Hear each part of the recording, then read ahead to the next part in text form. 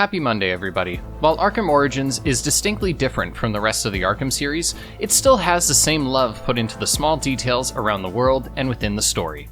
However, some of the information in the game is absolutely useless, and so here's a bunch of that useless information for you to do absolutely nothing with.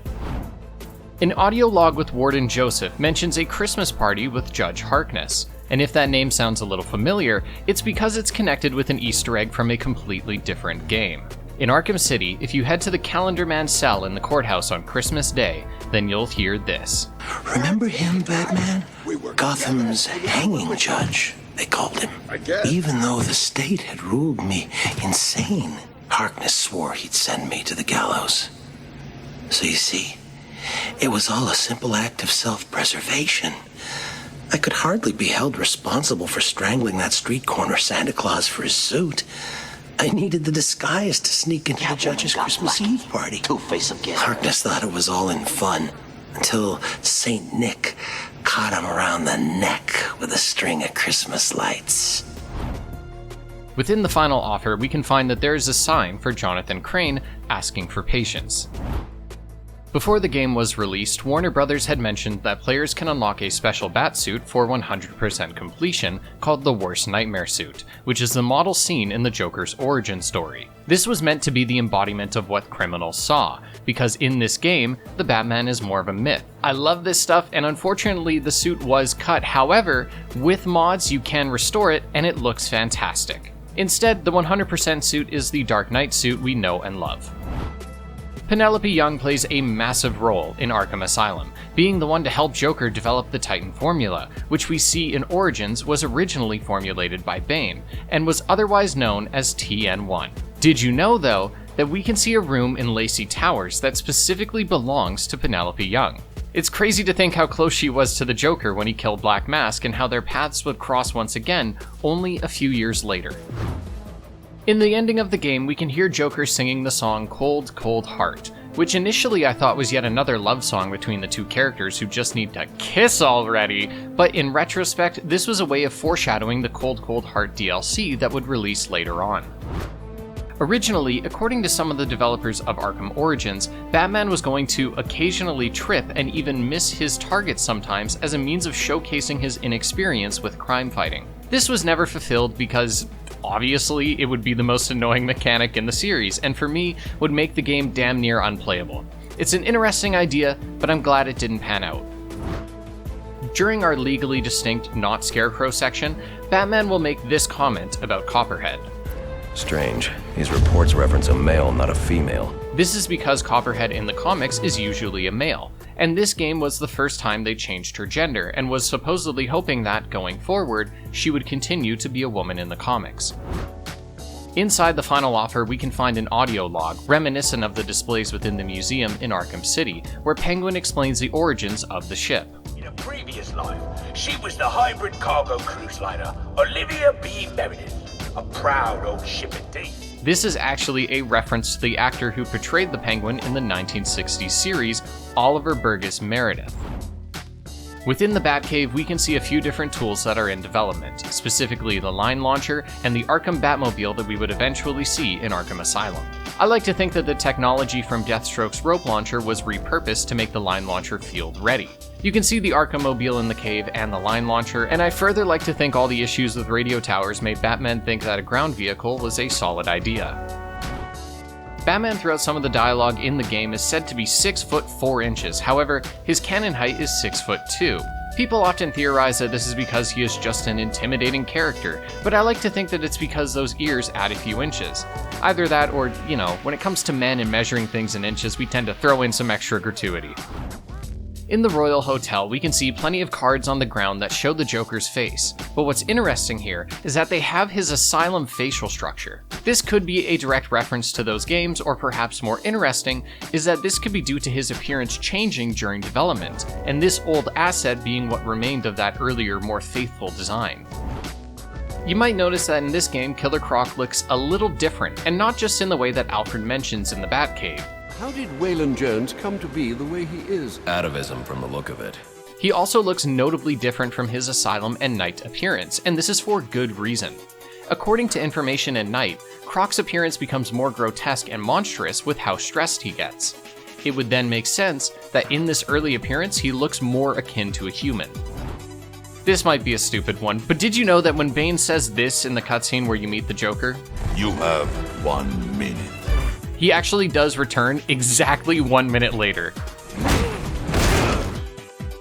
So while there are no secret Scarecrow messages here, we can find a message hidden within Enigma's hideout, specifically these numbers on the screen, which if deciphered, say the following. Joining the PD was the easiest thing I ever did. I'll find all their dirty little secrets. By the time they know it, it'll be too late. This is only the beginning. I'm sorry, that's just how that fucking nerd sounds in my head, okay? One of the many signs we can see around the map is for Cale Anderson's pharmaceutical. For those who don't know, this pharmaceutical is owned by Veronica Cale, a popular villain from Wonder Woman's Rogues Gallery. The final offer is a cool legacy dungeon and all, but when it comes to the best crocodile hangout spots and challenge maps, it never gets better than the Iceberg Lounge, the blueprints of which are actually within Penguin's office in the final offer. As we know, lots of the Arkham City map shows up in this game, though looking a little different. Fucking hell. One of the landmarks that remains is next to the courtyard. We can see the apartment of none other than Selena Kyle, with some accompanying claw marks too. The Court of Owls don't play a significant role in the Arkhamverse, however, there are some conveniently owl-like statues outside of the Royal Hotel, and the poem referencing them is even visible in the game. Now, I think there might be other Easter eggs referencing it, but those are the two most well-known ones. If we consider Gotham Knights an honorary Arkham game, then it's a pretty great Easter egg that foreshadows that game. Hugo Strange has an office in Park Row, in the same spot that his office is in Arkham City. Cool. There are a few flyers around the game that promote different theatrical acts like Zatanna, but did you know that there is an impressionist performing an act called Funny Faces, and the leading man is Basil Carlo, otherwise known as Clayface. So people obviously know that one of the most significant gadgets introduced in Arkham Origins are the shock gloves. Or is it?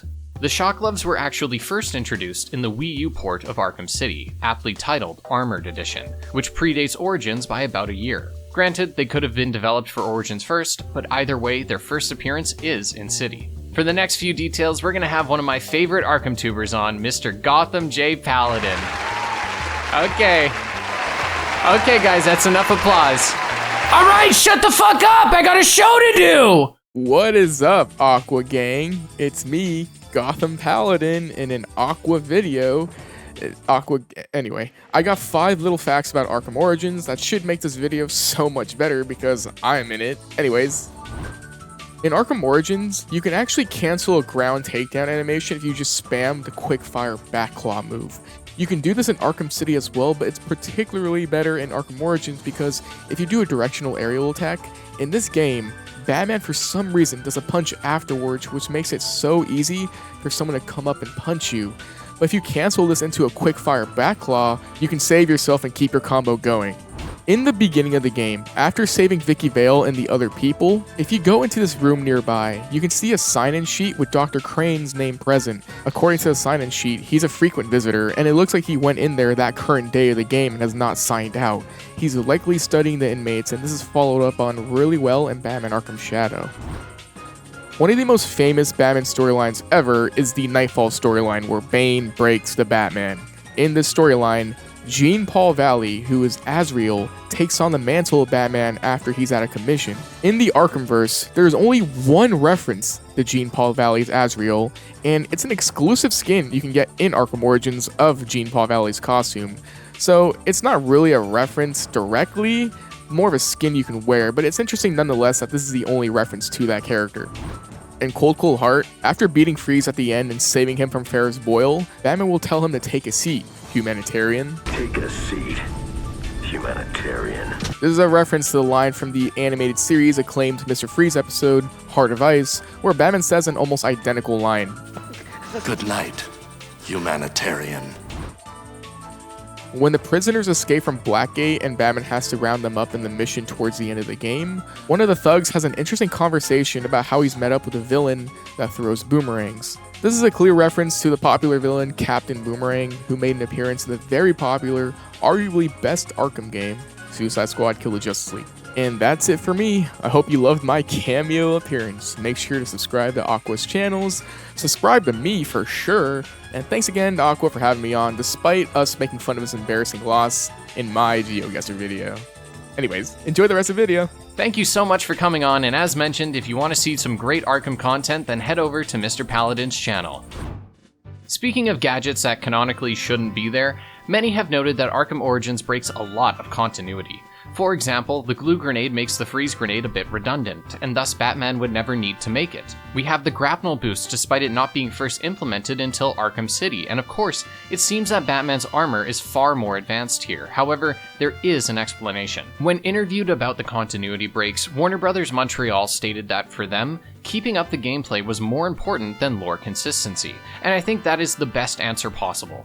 Gliding around Gotham already takes forever without the grapnel boost, so if it had to take longer just to please people who want the games to be lore accurate, I think the game would be much worse off. When designing many of the boss fights, Warner Bros. Montreal has stated that their inspiration was the Mr. Freeze fight, because it perfectly tested all of your stealth abilities. They aimed to reflect this in their boss fights within Arkham Origins, and I'd say that worked out given how many people consider the game to have the best boss fights. Specifically, I want to mention that each boss fight either teaches you a new mechanic that is later incorporated in the game, or tests you on a mechanic you've just learned. Killer Croc, for example, teaches you how to deal with the brute enemies that show up later on. The Deathstroke fight teaches you how to deal with someone who counters you, much like the martial artist enemies introduced after this fight. Bane tests you on dealing with TN1 enemies who have started showing up before this fight.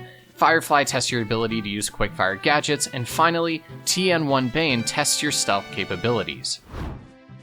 During your first visit to Blackgate, you encounter Killer Croc, but the eagle-eyed player would see that his claw marks are all over the prison, foreshadowing his appearance. This detail comes from a viewer named Killer Wesker, who noted that only in this game, Batman assumes a combat stance, whereas other games see him just standing in combat. This is likely to reflect his early discomfort in being Batman, compared to the later entries where he has seen it all.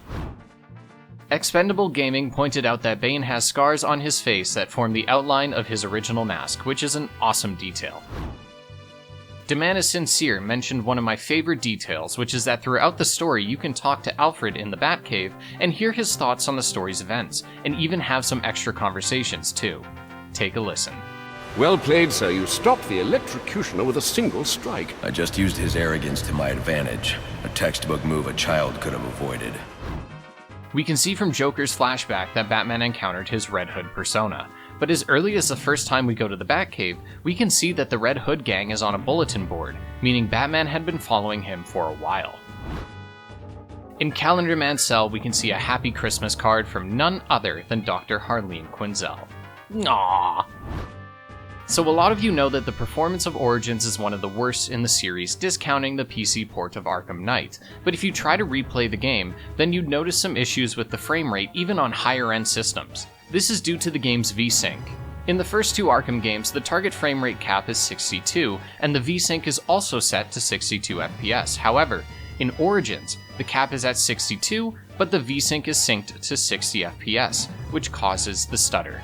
This is solved by disabling VSync in the game and enabling it in something like the NVIDIA control panel.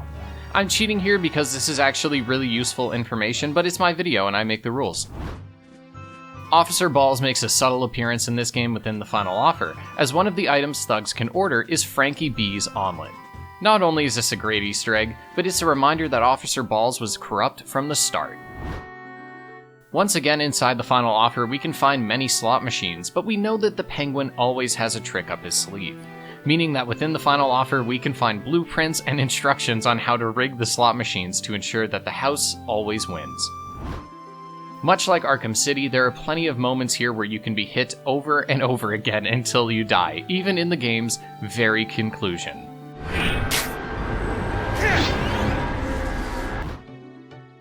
There are two special interactions that can be missed if rushing through the game. The first is that the drone that Batman follows from Blackgate shows up in the final offer, and he has this to say about it. My hunch was right. These drones are the same as the one I found at Blackgate. He can also comment on seeing Joker's ambulance in the parking lot of the Royal Hotel. Play clip. The Joker's ambulance. He must be in the building. With that, those are all of my favorite useless details in Batman Arkham Origins. Thank you all so much for submitting some of these facts, and thanks again to Gotham Paladin for joining me. I appreciate all the support on the channel lately, and I'll see you all next Monday. Take care. Hey, we're almost there. I can taste the fresh air. Wait a second! That's the bat! You suicidal or something? You're a maniac!